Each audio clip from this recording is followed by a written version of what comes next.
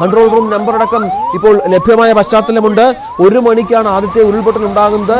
അതിശക്തമായിരുന്നു. കുത്തി ഒലിച്ചു വന്ന മരങ്ങളും ഈ കല്ലുകളും മണ്ണും ചെളിയും ഒക്കെ ചേർന്ന് ഒരു പ്രദേശത്തെ മുഴുവൻ ഇല്ലാതാക്കിയ സാഹചര്യമുണ്ട്. പല ആളുകളുടെയും ബന്ധുക്കളെ കാണാനില്ല എന്ന് പറഞ്ഞ ചാനൽ ഓഫീസുകളിലേക്ക് പലരും വിളിച്ച് കരഞ്ഞ് സംസാരിക്കുന്നുണ്ട്. അത് വല്ലാത്ത ദുഃഖകരമായ അവസ്ഥയാണ്. ഒരുപാട് വീടുകൾ വെള്ളത്തിനടിയിൽ ഇപ്പോഴും പെട്ടുകിടക്കുകയാണ് എന്നുള്ളതാണ് ഏറ്റവും ഗൗരവതരമായ കാര്യം. രക്ഷാപ്രവർത്തനം അതീവ ദുഷ്കരമാണ്. പക്ഷെ എന്തെങ്കിലുമൊക്കെ എത്രയും പെട്ടെന്ന് ചെയ്തേ പറ്റൂ. നാവികസേനയുടെ അടക്കം സഹായം, വ്യോമസേനയുടെ സഹായം തേടി മാത്രമേ ഈ കാര്യങ്ങൾ മുന്നോട്ട് കൊണ്ടുപോകാൻ സാധിക്കൂ എന്നുള്ളതാണ്. NDRF സംഘത്തിന് അങ്ങോട്ടേക്ക് എത്താൻ പറ്റുന്നില്ല. അവർക്ക് ഈ കുത്തിയൊലിക്കുന്ന പുഴ കടന്ന് എത്തുക എന്ന് പറയുന്നത് പ്രയാസമാണ്. കാരണം ആ മുണ്ടക്കൈ ഭാഗത്തെ മറുകരയുമായി ബന്ധിപ്പിച്ചിരിക്കുന്ന പാലം പൂർണ്ണമായും തകർന്ന സാഹചര്യമുണ്ട്. 8 മരണം ഇതിനകം സ്ഥിരീകരിച്ചു.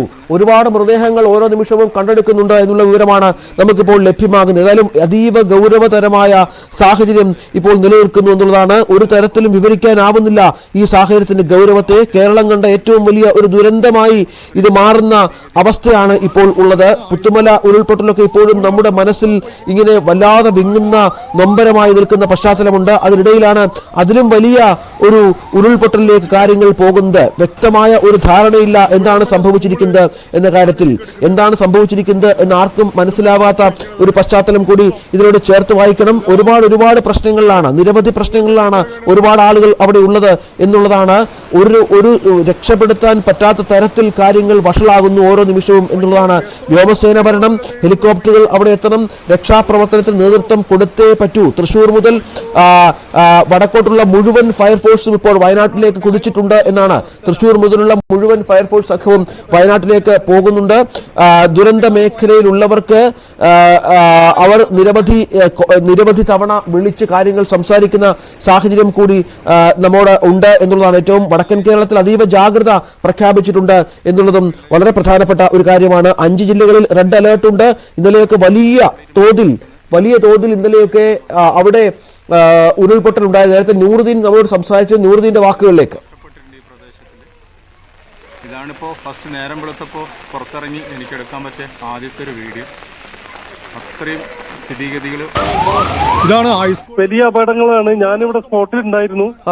ഇപ്പോ ഏകദേശം ഒരു 100-200ഓളം വീട് പോയിട്ടുണ്ട്. എന്റെ ഒരു അറിവില് ഒരു 100 ആള് മരിച്ചിട്ടുണ്ടെന്നാണ് എനിക്ക് തോന്നുന്നത്.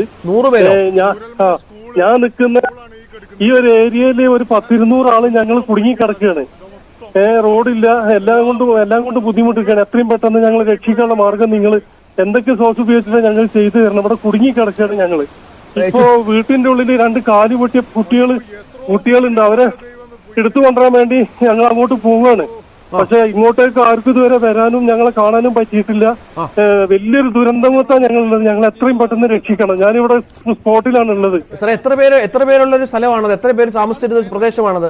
ഏകദേശം എനിക്ക് തോന്നുന്നു ഈ മുണ്ടക്കായി, ചൂരൽമല എല്ലാം കൂടെ എനിക്ക് തോന്നുന്നു എല്ലാരും കൂടെ ആയിട്ട് ഒരു 1000-1500 ആള് 1500 ആള് താമസിക്കുന്ന ഏരിയയാണ്. പൂർണ്ണമായും ആ പ്രദേശം ഇല്ലാതായോ? പൂർണ്ണമായി മുണ്ടക്കായി, ഈ ചൂരൽമല സ്കൂളിന്റെ ഏരിയ, അങ്ങനെ ഒരു ഏരിയ മൊത്തം ഇല്ലാതായി. പുത്തുമല ദുരന്തത്തിനെക്കാട്ടി വലിയ ദുരന്തമാണ്. നിങ്ങളിപ്പോ ചെയ്യേണ്ടത് ഇവിടെ ഒരുപാട് ജീവന് വേണ്ടി ഇതാക്കുന്നുണ്ട്. എത്രയും പെട്ടെന്ന് മാർഗം നിങ്ങൾ ചെയ്തു തരും. ഓക്കെ. നൂറുദ്ദീനാണ് ചൂരൽമല വാർഡ് മെമ്പർ. അദ്ദേഹം പറയുന്നത് അനുസരിച്ചാണെങ്കിൽ ദുരന്തത്തിന്റെ വ്യാപ്തി അത് വളരെ കൂടുതലാണ് എന്ന് വേണം മനസ്സിലാക്കാൻ.